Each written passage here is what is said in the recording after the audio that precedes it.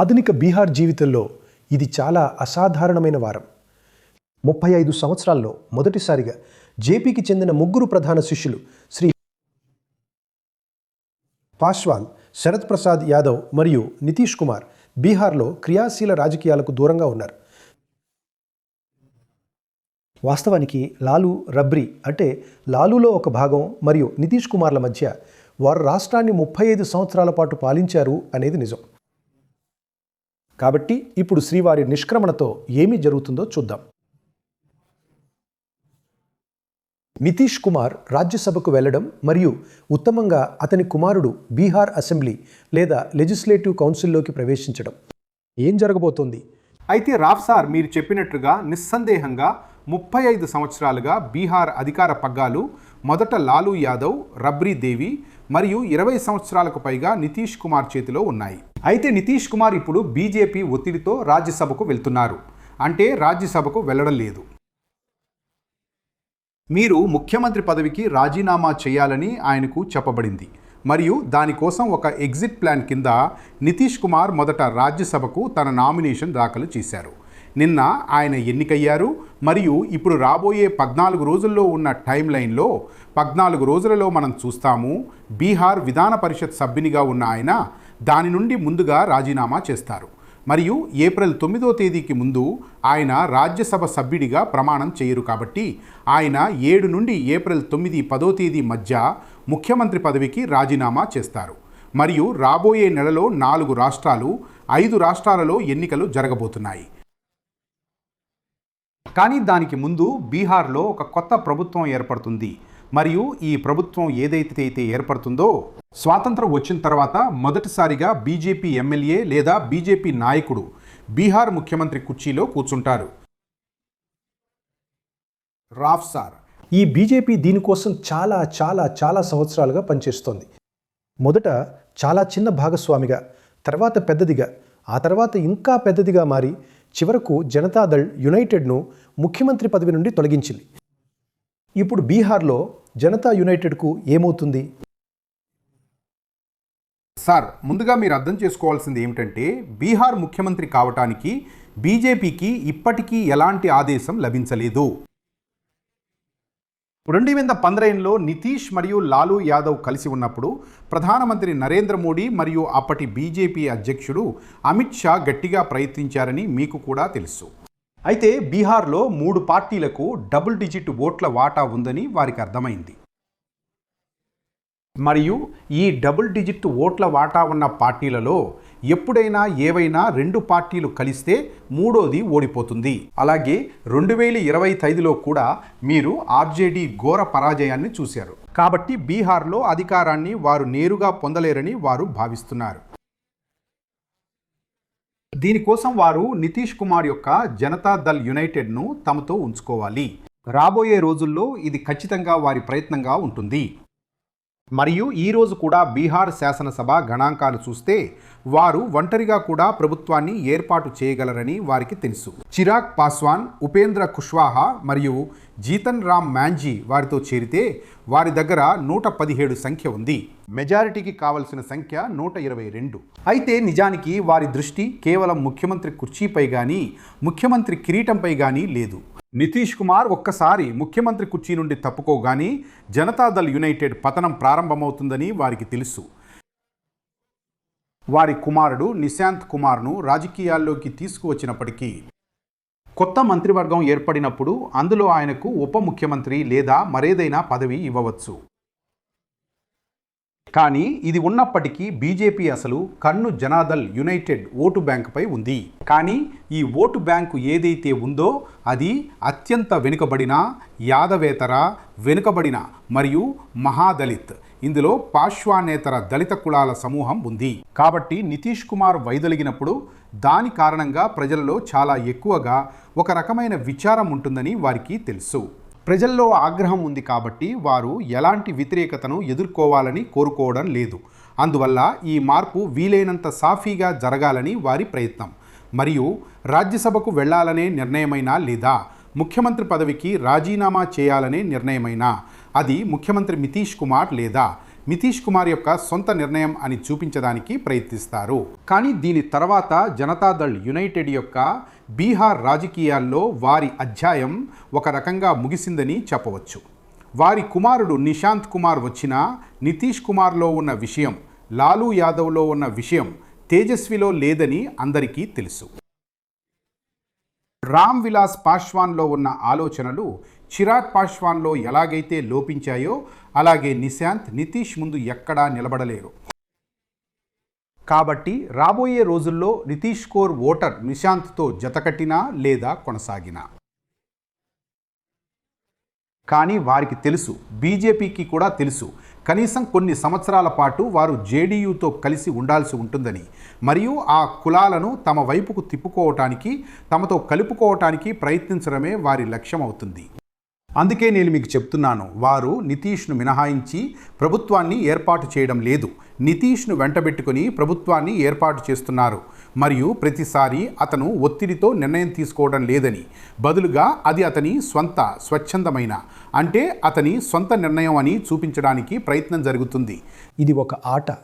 BJP ఆలస్యంగా గెలవాలని కోరుకుంటున్నప్పటికీ ఇది బీజేపీ, కానీ ఆ సమయంలో జేడీయూకు చాలా తక్కువ శక్తి ఉంటుంది.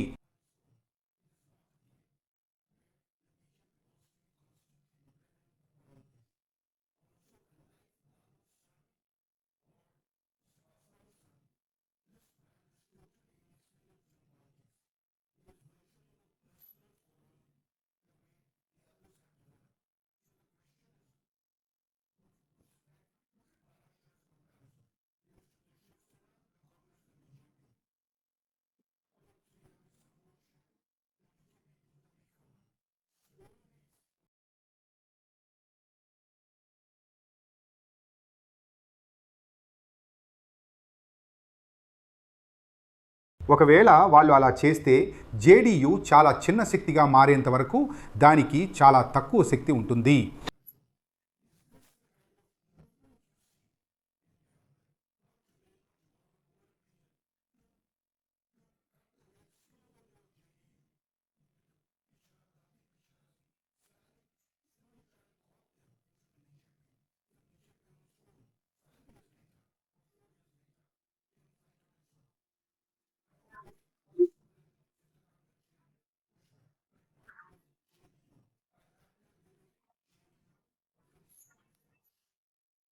దేవరావు గారు, మీరు చెబుతున్నది నిజమే. బీజేపీ ఏ రాష్ట్రాల్లో అయితే పుంజుకుందో లేదా ఎక్కడైతే వాళ్ళ బలం పెరిగిందో, అది మహారాష్ట్ర అయినా సరే, మీరు ఏ ఇతర రాష్ట్రాల్లో చూసినా సరే, ఉత్తరప్రదేశ్లో చూసినా సరే, బీహార్లో కూడా వాళ్ళ గ్రోత్ అనేది ప్రతిపక్షాల ఓట్లను లేదా ప్రతిపక్షాలను అంతం చేసి వచ్చింది కాదు. అది వాళ్ళ మిత్రపక్షాలను ఎక్కడో ఒక చోట అణచివేయడం ద్వారానో లేదా మిత్రపక్షాలను పక్కన పెట్టడం ద్వారానో వాళ్ళ గ్రోత్ జరిగింది. మీరు ఇప్పుడే చూసి ఉంటారు, గత వారం పంజాబ్కు అమిత్ షా వెళ్ళారు. ఇకపై సంకీర్ణ రాజకీయాలు చేయబోమని ఆయన అన్నారు. అంటే అకాలీదళ్తో వాళ్లకు పొత్తు ఉండదన్నమాట. ఇప్పుడు వాళ్ళు ఒంటరిగా పోరాడతారు. కాబట్టి ఎక్కడైనా సరే బీజేపీ ఎక్కడ ఎదిగినా అక్కడ వాళ్ళ మిత్రపక్షాల పతనం మొదలవుతుందని గమనించవచ్చు. బీహార్లో కూడా అచ్చం అదే జరుగుతుంది.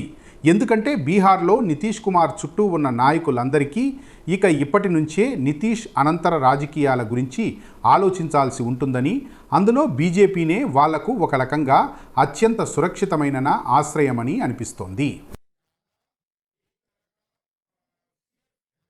వాళ్లకు అదే ఎక్కువ సముచితమైనది. అందుకే అందరూ ఇప్పటి నుంచే బీజేపీతో గొంతు కలుపుతున్నారు. నేను మీకు ఒక విషయం చెబుతాను. బీహార్లో జనతాదళ్ యునైటెడ్కు చెందిన చాలామంది ఎమ్మెల్యేలు, ముఖ్యంగా వాళ్ళ ఎమ్మెల్యేలు నితీష్ గారు తప్పుకుంటున్నారని అన్నారు. సరే, మాకు సమ్మతమే. ఆయన ఆరోగ్యం ఆయనకు సహకరించడం లేదు, కానీ ఆయనకు బదులుగా నిశాంత్ను ముఖ్యమంత్రిని చేయాలి. ఎందుకంటే ప్రజా తీర్పు నితీష్ కుమార్ పేరు మీద ఉంది. కాబట్టి వారి పార్టీకి చెందిన సీనియర్ నాయకులు చాలామంది ఇతర ఎమ్మెల్యేలకు ఫోన్ చేసి మీరు దీనిలో జోక్యం చేసుకోవద్దని, ఈ విషయమంతా పరిష్కారమైందని చెప్పారు. తదుపరి ముఖ్యమంత్రి బీజేపీకి చెందినవారే అవుతారు. మరియు ఇప్పుడు మనం బీజేపీతో కొత్త వివాదాన్ని సృష్టించే స్థితిలో లేము. కాబట్టి మనం బీజేపీతో స్వరం కలపాలి. కాబట్టి ఎక్కడో ఒక చోట జేడీయూ నాయకులు కూడా వారికున్న బేస్ ఏదైతే ఉందో దాన్ని ఈరోజు కాకపోతే రేపు ఆలస్యంగానో లేక త్వరగానో రాబోయే కొన్ని సంవత్సరాలలో బీజేపీ కైవసం చేసుకుంటుందని ఇప్పటి నుంచే భావిస్తున్నారని మీరు దీని ద్వారా అర్థం చేసుకోవచ్చు. సో పంజాబ్లో లాగా, మహారాష్ట్రలో లాగా, బీహార్లో లాగా బీజేపీకి లాంగ్ గేమ్ ఆడటంలో చాలా మంచి పేరుంది.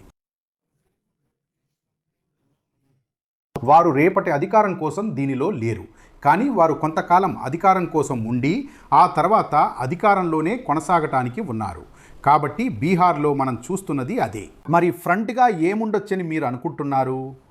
బీజేపీకి మరింత అధికారం వస్తున్న కొద్దీ జేడీయూ నుండి ప్రజలు బీజేపీలోకి వస్తున్నారు.